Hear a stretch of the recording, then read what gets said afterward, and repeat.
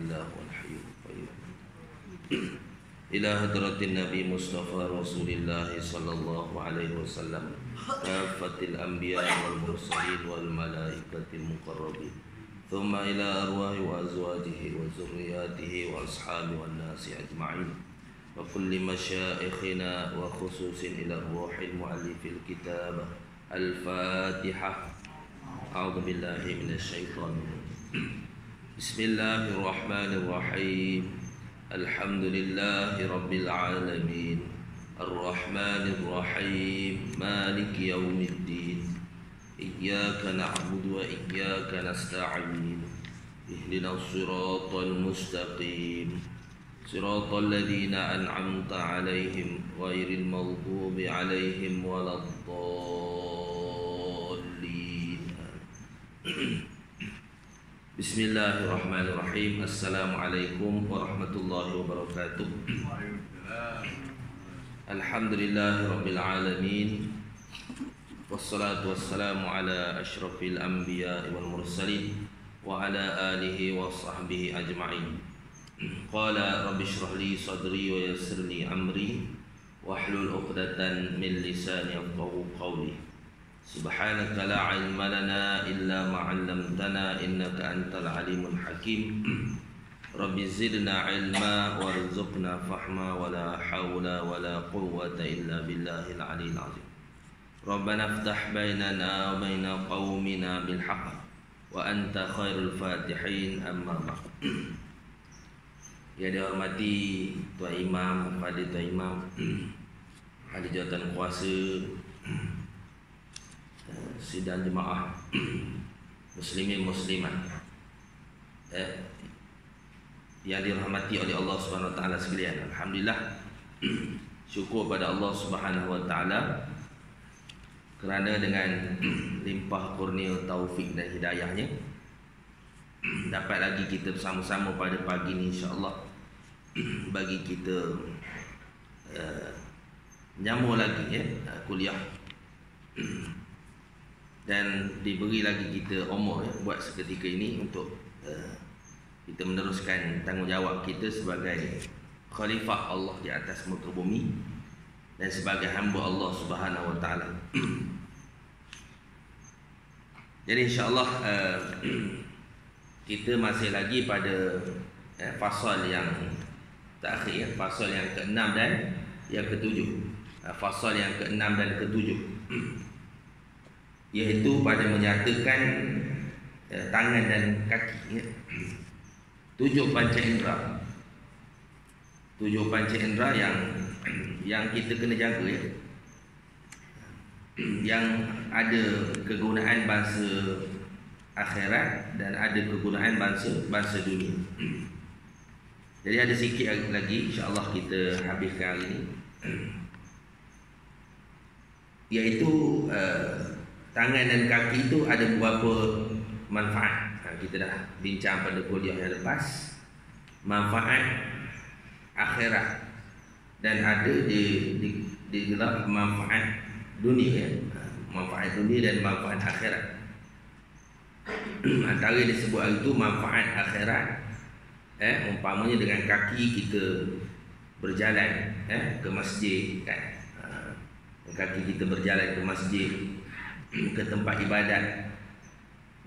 Jadi kalau tidak ada tidak sempurna ataupun ditarik nikmat kaki kita tu, bermasalah lah. Jadi itu nikmat daripada Allah Subhanahu wa taala. Jadi bila nikmat, lawan baginya adalah kufur nikmat, kan? Kufur nikmat, mana kaki dan tangan kita halakan kepada perkara maksiat pada Allah Subhanahu wa taala. Jadi kufur nikmat. Jadi cara nak mensyukur nikmat itu menghalakan kepada kebaikan, pada ibadah, kan? Begitu juga mata kita itu, mata, mulut kita, kan? Perut kita, kemaluan faraj kita. Jadi cara nak mensyukuri iaitu perkara yang ibadah lah, Kalau kufur sebaliknya, kalau kufur tu sebaliknya perkara-perkara yang maksiat.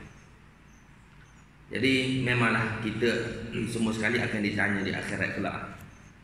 Di hari mana mulut kita dikunci, yang akan bercakap, berkata di hadapan Allah Subhanahu wa taala, iaitu tangan kita, kaki kita, semua sekali akan berkata di hadapan Allah Subhanahu wa taala. Kita dah sebut beberapa saksi di akhirat esok. Antara saksi yang kita sebut hari itu Allah Subhanahu wa taala. Memanglah Allah Taala ni sentiasa menjadi saksi kepada kita kan. Jadi Allah Taala Maha melihat, Maha mendengar, Maha mengetahui. Tujuan kita belajar tauhid tu dia panggil apa? Sifat takluk. Sifat takluk inilah bendanya. Macam mana nak beramal dengan takluk? Apa sifat takluk? Berapa sifat takluk? Kita belajar sebulan sekali je dah. Kelas dulu lah. Sifat takluk. Takluk kudrat memberi bekah. Betul. Takluk iradat menentukan jadi ke tidak. Takluk ilmu ada 3 sifat takluk. Sifat takluk yang takluknya tu inkishaf, tembus. Ambil inkishaf. Kita sampai kita tajuk. Takluk inkishaf makna tembus. Apa? 3 sifat, iaitu ilmu, sama' dan basar. Ilmu, sama' dan basar. Takluknya itu tembus. Tidak ada tidak terdinding Allah Ta'ala dengan kita. Itu. Jadi kalau orang faham sifat takluk tu dia faham. Dia faham. Kalau dalam tarbiyah sufi dia panggil apa ni? Muraqabah mutlak. Muraqabah mutlak. Orang tu dia panggil suluk. Dia ajar dia panggil muraqabah mutlak. Apa muraqabah mutlak? Iaitu 3 sifat itulah. Diasuh pada diri kita mentahqiqkan 3 sifat itu. Ilmu, sama' dan basar. Daripada kita tahu saja Allah mengetahui, Allah mendengar, Allah melihat, sampai kita menghayati sehingga a'yan mata hati kita, sehingga kita rasa. Kita rasa Allah mengetahui, Allah melihat, Allah mendengar. Itulah fa'aina ma tuwallu fasamma wajhullah. Di mana saja kamu berada, di situ Allah Subhanahu wa taala. Ayat yang mutasyabihat lah. Makna fa'aina ma tuwallu fasamma wajhullah. Wajah Allah ditakwilkan dengan makna zat Allah Subhanahu wa taala. Takwil lagi, bukan zat Allah di mana-mana. Gitu. Ilmu Allah di mana-mana, gitu kan. Sama' dan basar Allah Taala di mana-mana. Gitu satu. Yang kedua malaikat memang saksi kita. Betul tak? Sebut ma yalfizu min qawli illa ladai raqibun atiq. Kan? Tiada tiada sesuatu yang diucapkan. Kan? Melainkan di sisinya itu ada raqibun atiq. Apa yang kita ucap, apa yang kita cakap, apa yang kita lakukan, melainkan di sisi kita tu ada raqibun atiq. Itu absar sekali. Kiri kanan raqib dan atiq. Lepas tu ada lagi malaikat jaga depan, jaga ke atas kita. Ada malaikat yang bertukar-tukar ganti. Yang besarnya, ketuanya iaitu raqibun atiq. Gitu. Sebab tu dia sebut 10 tu. 10 pasal apa? 10 tu ada dalil yang jelas daripada Quran. Sebab tu dia tak dapat tidak, kena tahu, kena yakin 10 malaikat. Tubuh badan kita jadi saksi akhirat. Alam sekeliling semua jadi saksi.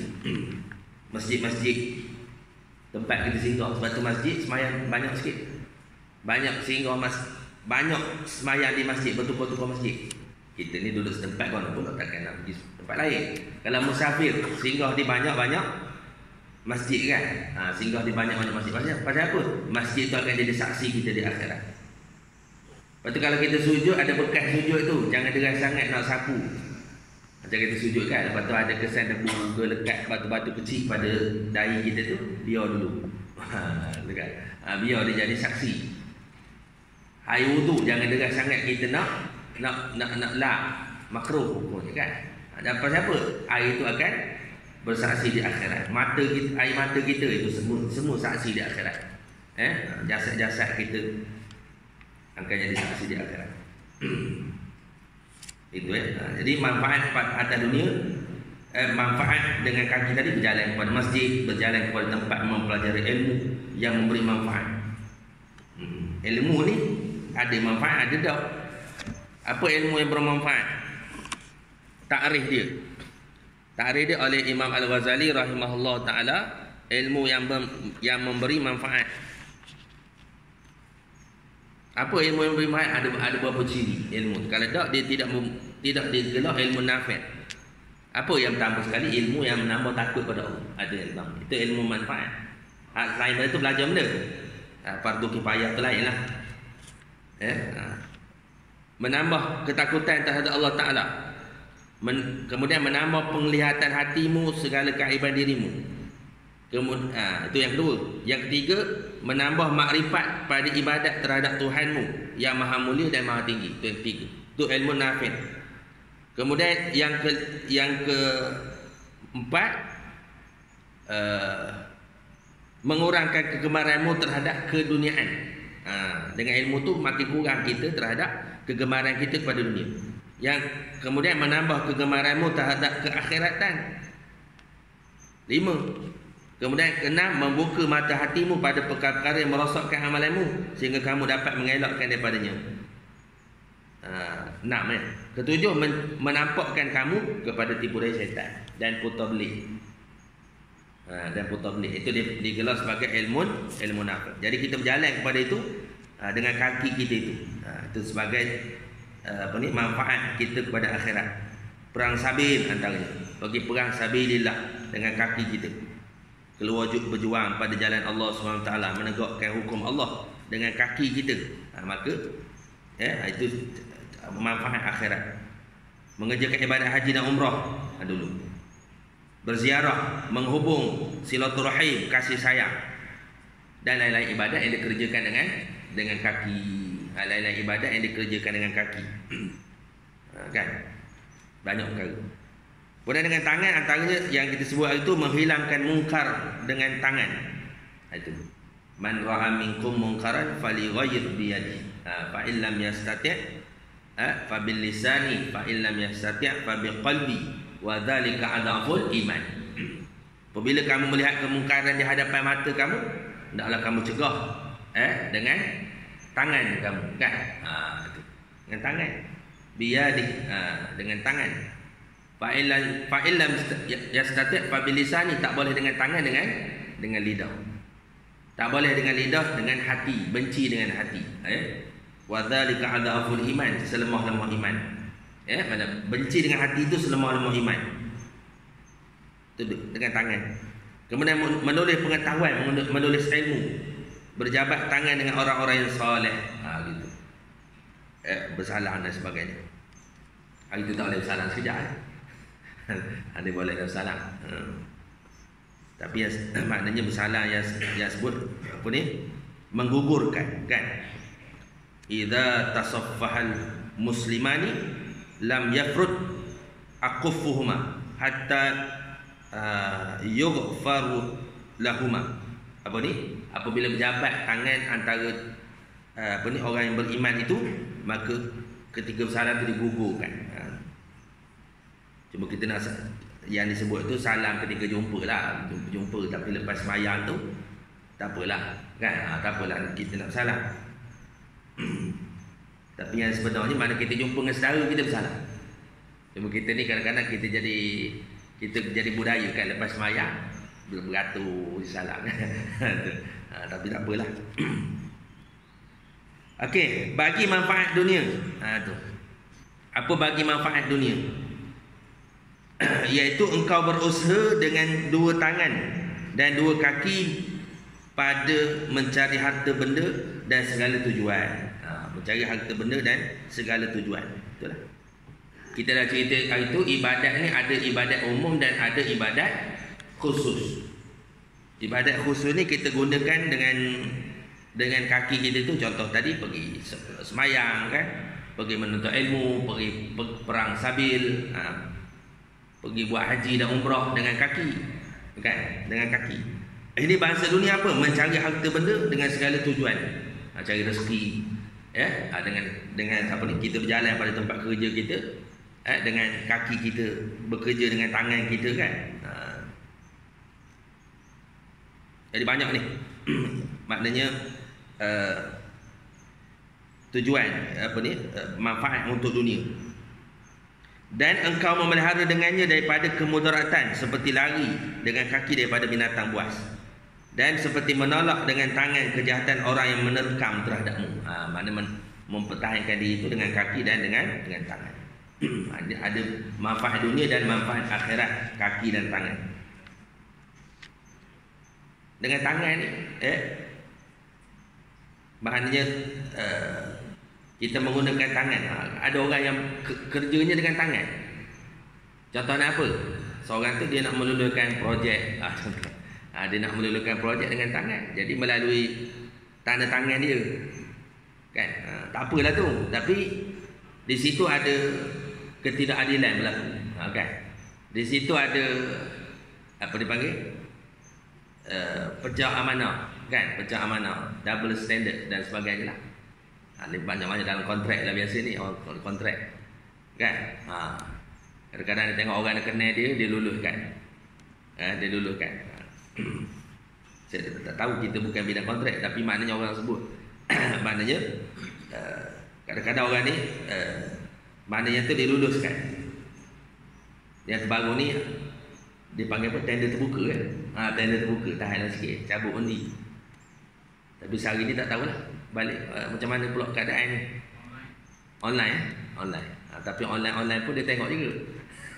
Ni kalau kawan dia, kalau kawan dia ke kroni dia ke, dia luluskan projek dia, kan. Sekarang ni dia bukan seorang, sekarang ni dia pakai nama je. Ada orang ada lesen tapi dia pakai nama je, kan. Pada projek dia berlaku. Contoh ada 5 projek. Jadi dia serahkan pada subkontrak, pada dia dapat komisen pada situ. Sekarang ni macam-macam. Jadi itu semua akan ditanya. Kalau orang yang benar-benar takwa kepada Allah, takut kepada Allah, faham bahawasanya Allah Ta'ala ni saksi yang tidak berlepas diri pada dia, maka dia tak buat. Dan iman itu sampai ke tahap iman menghayati sampai ke mata hati, dia tak akan buat. Saya khabar itu, kan, bila iman tu masih duduk di akal, masih tahu saja, dia masih lagi tergamak nak melakukan maksiat. Tapi kalau orang sampai kepada ayat, maka dia sudah tidak tergamak untuk lakukan. Pasal apa? Dia tahu Allah melihat tu tembus pada dia. Ini kita belajar syariat dulu, kan. Kita tahu apa ni, dengan tangan kaki kita, tapi nak pergi kepada situ dia mesti dengan dipanggil apa? Latihan. Mesti dengan latihan. Mesti dengan amalan supaya dapat menghayati. Gitu. Hari ini kita masuk mensyukuri nikmat tangan dan nikmat kaki. Engkau pakai keduanya, yakni tangan dan kaki, pada segala ketaatan, dan engkau pelihara keduanya daripada setiap perkara maksiat. Mana gunakan kaki itu kepada kaki dan tangan itu kepada ketaatan dan tidak melakukan maksiat. Maknanya buat taat itu tanda syukur akan nikmat Allah Ta'ala, buat maksiat itu tanda kufur akan nikmat Allah Subhanahu Wa Ta'ala, kan. Yang pertama apa disebut? Jangan menyakiti dengan kedua tanganmu jangan menyakiti dengan dua tanganmu sesuatu yang diharamkan di sisi syarak pada menyakitinya. Dengan tangan kita, menggunakan tangan kita menyakiti suatu manusia lain dengan tangan. Kita gunakan tangan kita, kaki kita. Sementara ada tanggungjawab, ada persoalan di akhirat. Allah akan tanya. Kalau kita dulu kan zaman sekolah ni, tunggu zaman sekolah, kan, sepak kerajaan ni biasa lah, kan. Tu tak puas hati sikit, sepak. Tapi apa kalau ikut sains ni, cikgu, kan? Kalau kita sepak orang tu, maknanya dia gelar satu, memanglah tangan kita tu, tapi sebenarnya kita sudah kita mana dia panggil apa? Dia ada kaitan tentang bila kita sepok badan tu, mana tisu dia akan rosak kan? Mana tisu badan dia tak kan? Rosak dan menyebabkan kalau kita nak ganti benda tu dengan makan balik. Kita kena makan balik untuk mendapatkan balik dia panggil apa? Tisu-tisu yang rosak hasil daripada kita tampar, kita sepok kan. Itu dapat kajian sains tu. Jadi kita sepok kan tu bermakna kita merosakkan dia. Itu satu sudut. Satu sudut kita menggunakan tangan kita pada perkara maksiat. Kita tampar tu, kita dulu zaman sekolah itu banyaklah kita berhutang dengan manusia. Ya. Lepas tu kalau lepas kita buat sakit ke dengan tangan kita tu, belanja dia makan. Mudah-mudahan dengan makan ke dengan zat makanan tu boleh membaiki balik. Dipanggil benda-benda yang rosak hasil daripada perbuatan tangan kita tu. Kita pukul ke, kita tumbuk ke dan sebagainya. Ya, maknanya pelihara kedua daripada setiap perkara maksiat. Mana tangan tadi suatu yang diharamkan di sisi syarak. Pada menyakitinya, banyak luaslah konsep dia ni. Pada menyakitinya. Contohnya apa tadi? Dengan tangan kita tu kita meluluhkan satu perkara. Ini orang yang jadi pemimpin, orang jadi ada kuasa, tak kira mana-mana peringkat sekalipun, bila dia sains itu menyebabkan ada satu puak, satu golongan yang akan sakit hati dengan dia akibat daripada perbuatan tangan dia itu. Gitu. Itu satu. Kemudian jangan khianati dengan keduanya orang yang diamanahkan kepadamu. Jangan khianati dengan keduanya, kedua tangan, kedua kaki itu orang yang diamanahkan kepadamu. Siapa antaranya? Iaitu antaranya yang paling dekat dengan kita, anak dan isteri kita. Kan? Sebab tu rotan ni pun ada kaedah juga. Contoh rotan. Kita tak boleh rotan dengan tujuan menyakiti sampai mencederakan. Allah tanya di akhirat. Cuma dia sebut itu, antara sebut muru auladakum bisolah. Suruh anak kamu solat.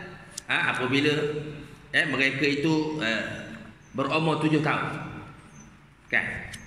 Dan ada 10 tahun. Bila sampai 10 tahun, umurnya 10 tahun, maka dia tidak solat, maka kita pukul dia untuk pendidikan. Itu niat untuk pendidikan. Bukan sampai mencederakan.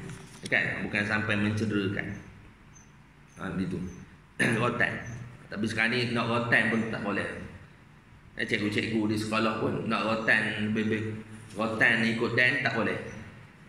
Tak lama kena saman. Sama mak ayah sampai ke sekolah, marah ke pengetua, marah ke mudir. Apa tu kan? Orang biasa dia mengajar di tahfiz tahulah. Kan? Salah sikit rotan. Kadang-kadang buat rakaman pula. Buat rakaman. Viral kan? Kan? Jadi institusi perguruan ni dah jadi macam mana ya? Dulu kalau orang dulu hantar anak belajar kan, hantar anak serah pada guru, dia serah suruh ni anak saya hantar belajar. Kalau apa-apa dia buat salah rotan lah dia kan, didiklah dia. Tu sekarang ni tak boleh ya. Kemudian sekarang ni orang dulu disebut anak awak anak kau kan, istilah dia panggil anak awak anak kau, anak kau anak kau. Gitu ya. Anak kau anak awak gitu kan. Betul gitu kan. Jadi makna kalau jumpa di tengah jalan, makna kalau patut cegah dia dengan tangan kita, rotan ataupun sebagainya, rotanlah tak apa. Makna anak kau anak awak anak kau. Kau jumpa anak awak pun sama tegur. Sekarang ni tak boleh lah. Kan? Kadang-kadang sebab anak mak ayah berkelahi sebab anak. Kan? Itu. Ini termasuk orang yang di bawah jagaan kita. Jangan khianat dengan keduanya, dengan tangan dengan kaki itu pada orang yang diamanahkan kepadamu, anak isteri kita ada yang diamanahkan, atau orang bawah kita dan sebagainya. Mungkin kita majikan, kita khianat dia dengan tangan lah, umpama potong gaji ke. Itu contoh lah, luas lah tu, kadang nak bagi contoh kan. Ataupun orang yang di peringkat atas lagi. Kalau peringkat daerah tuan DO. Tuan DO kan. DO boleh jadi tanah ni lulus tak lulus. Ataupun orang yang kerja di bawah dia kan, yang bahagian meluluskan, yang tak patut lulus. Orang besar dia bagi tanah pula. Contoh ni contoh kan. Jadi dengan tangan tu dia sign akan menyakiti orang yang dibawa tanggungjawab. Apa? Siapa yang dibawa tanggungjawab dia? Kalau peringkat daerah, seluruh dalam daerah tu lah. Itu bawa tanggungjawab je. Makin besar lagi makin besar tanggungjawab. Kalau Perdana Menteri dia tanggungjawab dalam semua rakyat dia kan. Dengan tangan dengan kaki tadi. Balik pada kullukum ra'in wa kullukum mas'ulun ar-ra'iyati kan. Itu balik pada ayat tu. Kamu adalah pemimpin, kamu akan dipertanggungjawabkan berkenaan apa yang kamu pimpin. Kemudian jangan dipegang dengan keduanya melainkan yang halal. Luaslah konsep dia. Pegang saudara orang, pegang bini orang umpamanya kan. Ataupun pegang orang yang tidak muhram dengan kita kan, bersalam dengan tidak muhram. Itu dengan kaki kita, tanda kita kufur lah. Maksudnya kalau tanda kita syukur, makna kita menyentuh satu perkara yang halal, yang haram kita tidak sentuh umpamanya kan. Gitu. Muhram itu kita dah bincang itu. Muhram ni muhram ni dia berlaku dengan beberapa perkara lah kan. Muhram antaranya musaharah itu musaharah radha'ah kemudian nasab kan. Nasab ni keturunan gitulah, itu jadi muhram tu. Kemudian dengan radha' menyusu tu ya kan. Kemudian dengan musaharah bersemenda, yakni berkahwin melalui perkahwinan, pak mentua ayah mentua kan, mak mentua dan sebagainya. Jadi dipegang dengan melainkan yang halal. Benda contohnya. Tuan dengar kan? Contohnya banyak ni. Itu benda contohnya. Jangan dipegang dengan keduanya melainkan yang halal. Banyak, luaslah kan benda kan. Jadi payah nak jaga tu kaki kita, tangan kita ni. Kemudian jangan ditulis dengan keduanya sesuatu yang dilarang, yang memberi kemudaratan kepada orang Islam, dan sesuatu ilmu yang diharamkan seperti ilmu sihir. Mana penulisan. Kalau dulu penulisan ni dengan buku, dengan kitab, persuratan. Sekarang ni dengan WhatsApp. WhatsApp group, dengan dengan Facebook. Share je satu dunia akan dapat. Ni dosa jariah berlaku. Masuk kubur tak berhenti dosa. Pasal apa? Dengan satu share. Lepas tu kita sebelum kita share tu, tulis tu satu hal, share tu. Kita ni tak kurang menulis, kita share je lah. Kan dia ada kaki share. Jadi share kepada grup pada Facebook, satu dunia baca. Kalau benda tu betul beri manfaat, tu kata maknanya boleh satu share tu boleh menyebabkan seorang tu ke neraka ataupun syurga. Dua tempat. Kan? Menyebabkan neraka ataupun syurga, dua tempat. Kan? Dengan share kita tu. Kadang-kadang share dari grup sebelah. Ni share dari grup sebelah, jangan share dekat bawah. Jangan share, saya share grup ke grup ni saja. Daripada grup sebelah. Umpamanya kan, daripada grup sebelah. Benda ni tak tahu betul lagi. Cuma saya nak tanya pandangan ahli grup, benda ni betul ke tidak? Jadi dalam grup tu dah full dia punya ahli dah 250. Grup WhatsApp 250. Kalau Telegram dia lagi banyak lagi. Telegram. Grup WhatsApp 250. Maknanya dia tanya, ni dapat daripada grup sebelah ni. Yang share ni siapa? Yang share tu imam. Ataupun yang share pegawai masjid dalam grup masjid umpamanya. Share benda ni betul ke tidak? Kan? Contohnya. Akhir sekali biasa yang berbincang yang banyak cakap ni dia tak share lah. Yang share dia senyap je. Yang silent reader ni dia apa ni? Dia dengar je saja. Akhir sekali dia ganda tangan, dia share pula grup sebelah. Grup sebelah ada 250 orang. Maknanya dah 500 orang dah tahu. Share lagi ke grup sebelah, ada lagi hak ganda tangan, share grup sebelah. Share lagi, akhirnya beribu. Seluruh Malaysia contohnya, seluruh orang yang ada